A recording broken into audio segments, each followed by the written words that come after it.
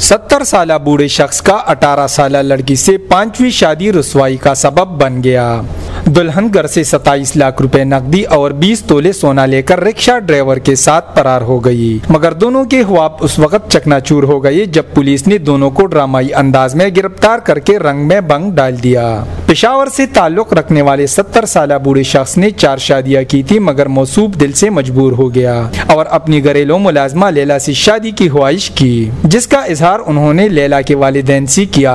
लैला के वालिदैन अपनी बेटी को मुलाजमा की जगह महारानी बनता देखकर शादी पर राजी हो गए और अपनी बेटी को 70 साल महाराजा के निकाह में दे दिया। वालिदैन और महाराजा के हाथों अपनी ख्वाबों को चकनाचूर देखकर लैला ने एक रिक्शा ड्राइवर अदनान से दोस्ती कर ली। सोचे समझे मंसूबे के तहत महारानी लैला अपने ख्वाबों की तकमील के लिए अपने महाराजा के घर से 27 लाख रुपए नकदी और 20 तोले जेवरात उठाए और ख्वाबों के शहजादे अदनान के साथ घर से फरार हो गई। वाकया की रिपोर्ट के बाद पेशावर पुलिस ने बड़ी कार्रवाई करती हुई लैला और रिक्शा ड्राइवर अदनान को ड्रामाई अंदाज में गिरफ्तार करके रंग में भंग डाल दिया। पुलिस ने उनके कब्जा से 27 लाख रुपए नकदी और 20 तोले जेवरात बरामद कर लिए।